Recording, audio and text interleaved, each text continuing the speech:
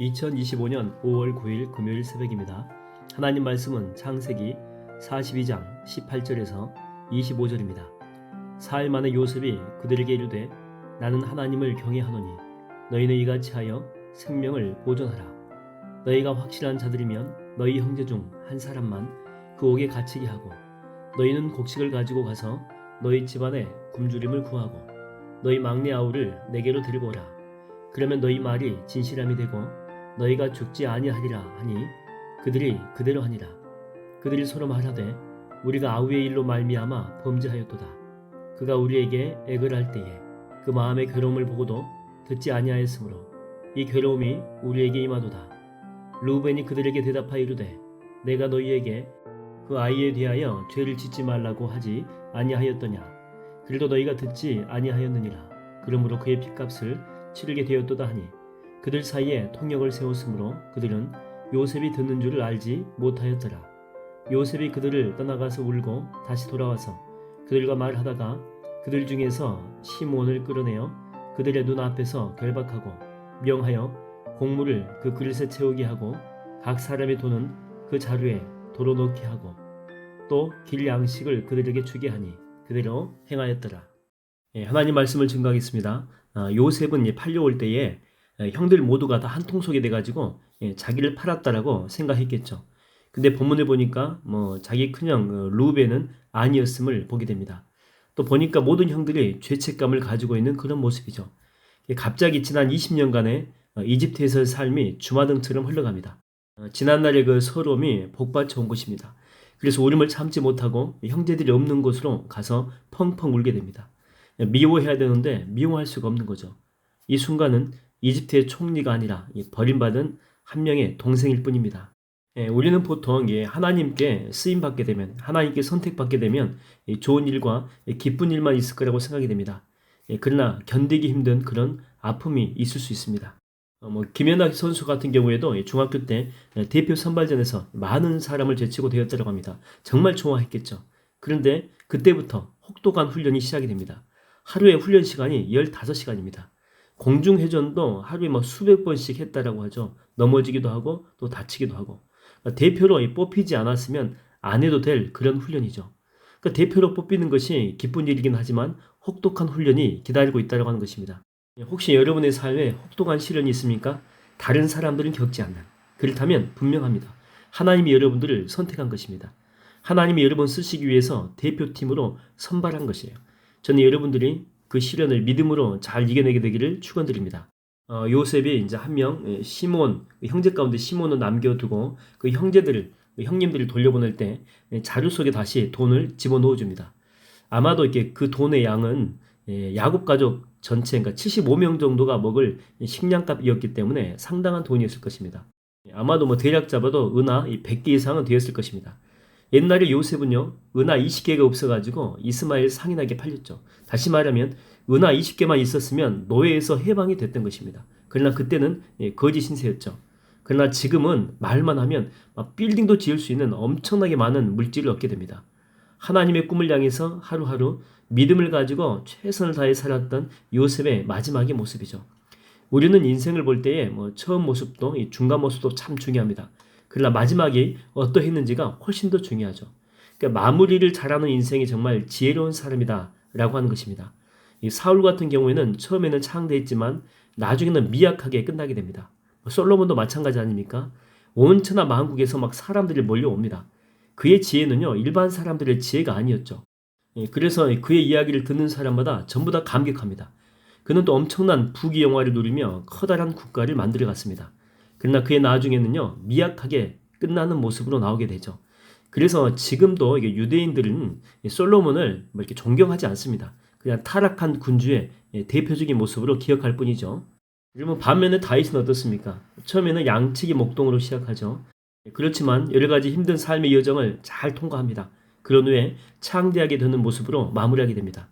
마무리가 아름다운 하나님의 마음에 합한 이 군주의 모습이죠. 지난번에 저희 아내가 이제 학교 애들 데리고 수학여행을 부산으로 갔는데 국제시장을 방문했다고 합니다. 꽃분이대도 다녀왔대요. 꽃분이대도.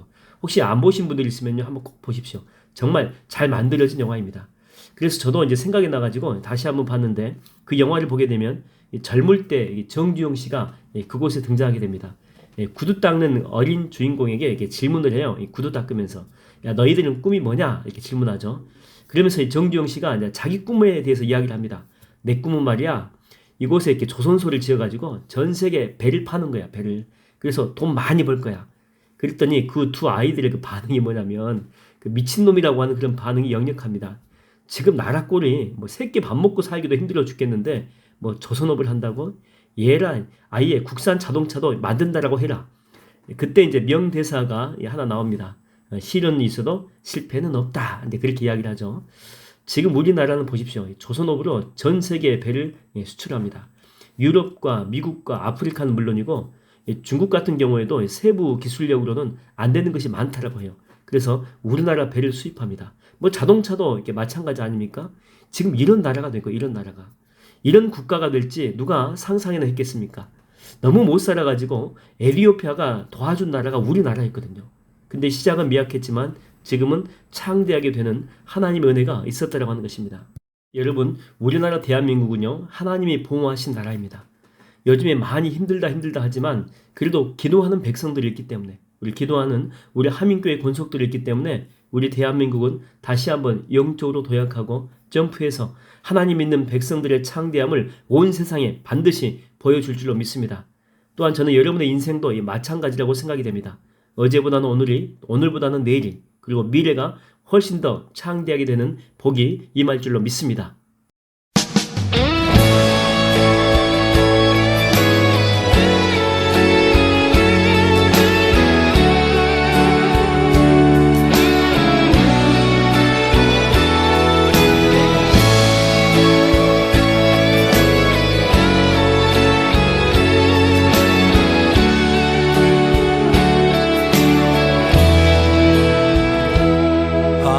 하나님의 사랑을 사모하는 자, 하나님의 평안을 바라보는 자, 너의 모든 것 창조하신 우리 주님이 너를 얼마나 사랑하시는지.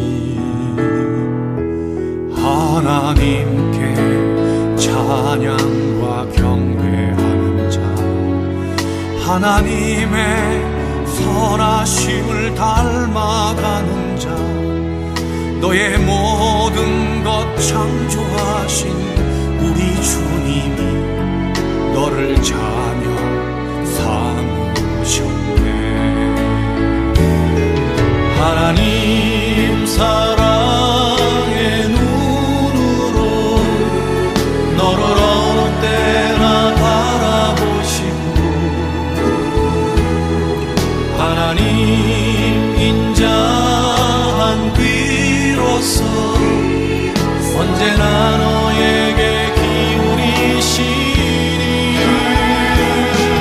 어두움에 밝은 빛을 비춰주시고 너의 작은 신음에도 응답하시니, 너는 어느 곳에 있든지 주를 향하고 주만 바라볼지라.